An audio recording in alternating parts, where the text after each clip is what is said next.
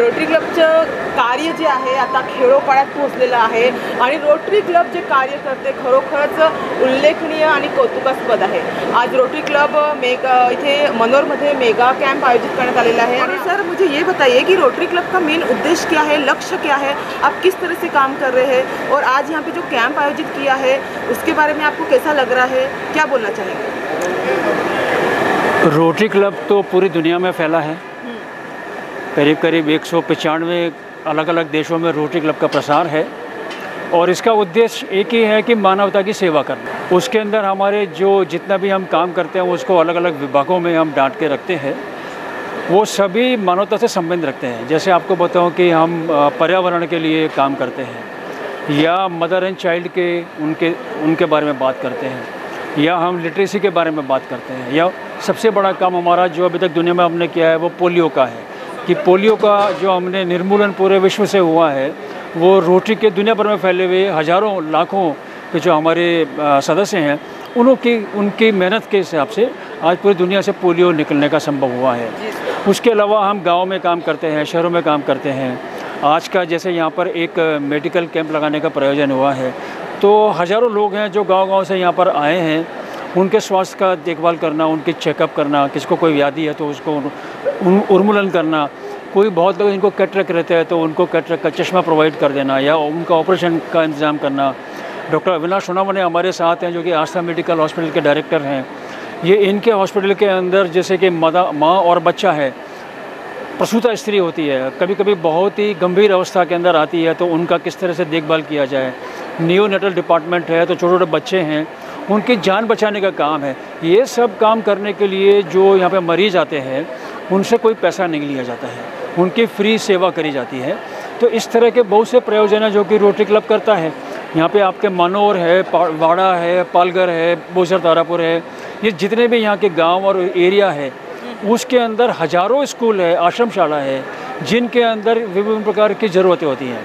अभी किसी स्कूल का है वो बिल्डिंग का टूट फूट हो गया है, किधर छत उड़ गया है, किधर पंखा नहीं है, किधर ब्लैक बोर्ड नहीं है, किधर बच्चों के पास में चप्पल नहीं है, किधर बच्चे दूर से आते हैं चलने के लिए उनके पास साधन नहीं है।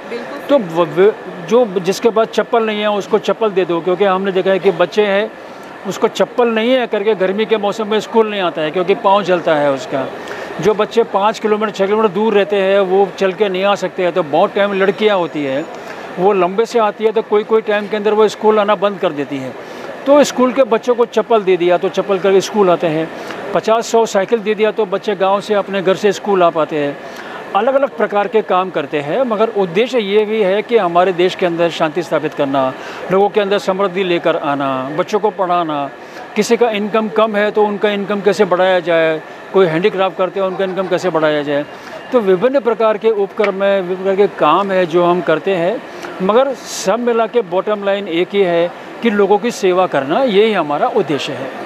सर मैं आपको रोटरी क्लब का जो यहाँ पे काम है, हर बार यहाँ पे कैंप आयोजित किया जाता है। अगली बार तो कैंसर के लिए भी बहुत अच्छा कैंप आयोजित किया गया था, अविनाश सर है। लेकिन मुझे ऐसा लगता है कि पालघर ज़िले में बहुत से महिलाएं हैं, उनके लिए क्या आप रोजगार के लिए घर बैठे कुछ रोजगार के लिए करना चाहेंगे, इसके बारे में आप क्या सोचते हैं? जो महिलाएं हैं और जिनको अपना रोज़गार बढ़ाना होगा, रोटरी के अंदर फिर हमारा एक डिपार्टमेंट है या ब्रांच होती है जिसके अंदर हम महिला सशक्तिकरण या वुमेन एम्पावरमेंट की बात करते हैं। उसके अंदर सिर्फ एक रोज़गार देना नहीं होता है, महिलाओं को सशक्तिकरण करने के लिए सबसे पहला है उनको शिक्षा देना। बहुत सारी हज़ारों लाखों की संख्या में ऐसी महिलाएं होती हैं जिनकी आज जो वय है वो 50 साल, 60 साल, 70 साल, 80 साल भी हो गया है और वो न पढ़ना जानते हैं, लिखना जानते हैं। अगर आप उनको बहुत ही बेसिक पढ़ाई करा सकते हैं ताकि वो अपना नाम लिख सके, वो कुछ अपना बेसिक लिखा हुआ है वो पढ़ सके, किसी से बता सके कि क्या लिखा है, तो कोई उनको बेवकूफ़ नहीं बना सकता है। वो पढ़ के लिख के अपना खुद के उनके काम करने की एफिशिएंसी बढ़ जाती है, उनकी नॉलेज बढ़ जाती है। ये एक तरीका होता है कि महिला को सशक्तिकरण करने का।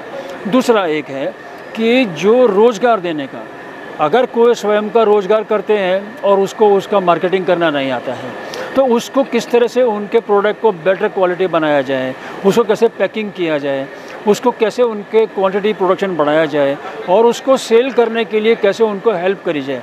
ये कुछ ऐसे रहते हैं जो कि साल के अंदर जहाँ भी हमको मौका मिलता है, कभी कोई हमको अप्रोच करता है तो इसमें हम उनकी मदद करते हैं।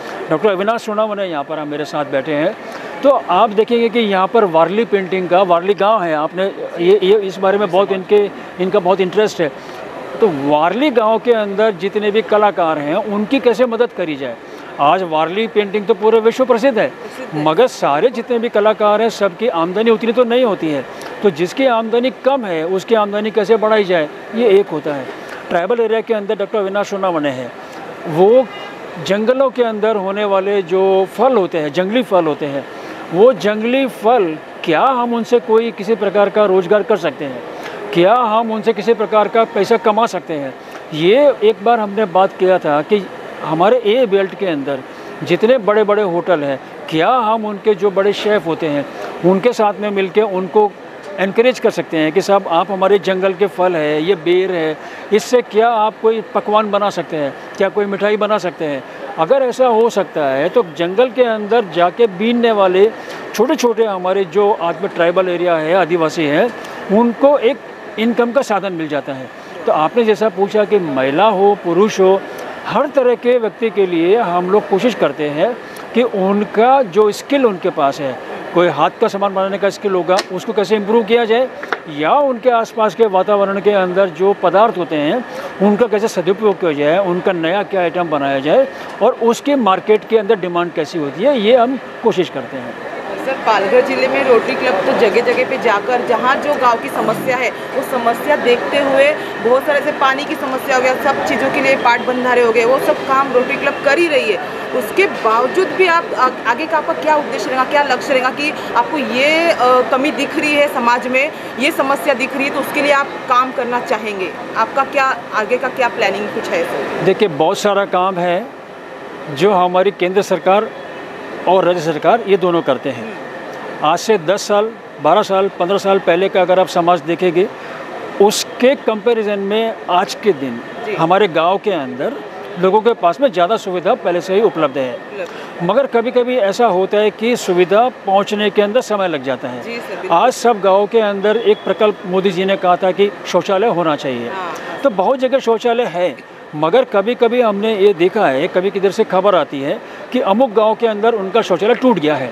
अभी वो टूट गया है, उसको रिपेयरिंग करने के लिए सरकार का कभी कभी उनको अनुदान नहीं मिलता है, तभी हम सामने आते हैं कि ये आपका टूट गया है, इधर हम आपकी मदद करते हैं।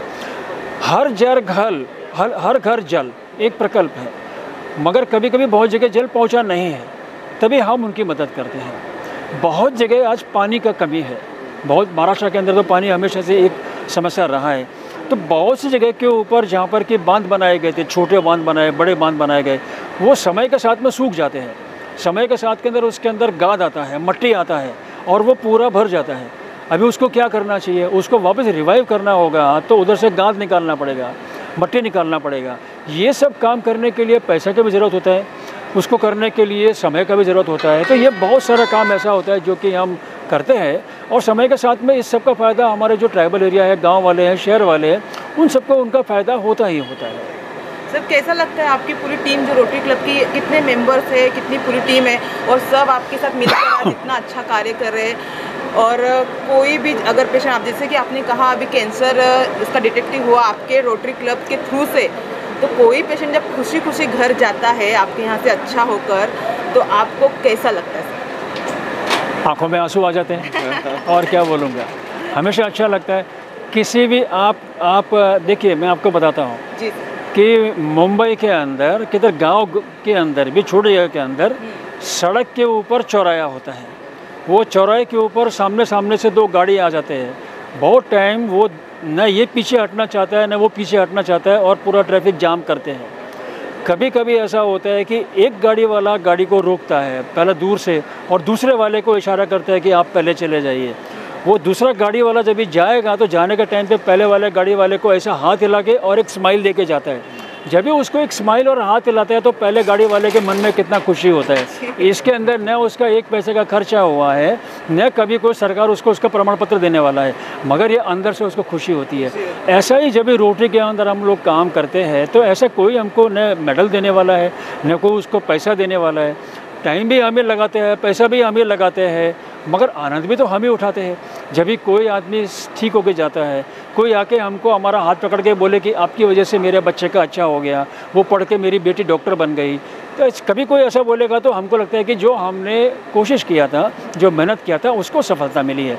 और कभी भी आपको सफलता मिलती है तो मन में खुशी होती है हमेशा, ऐसा हमेशा होता है।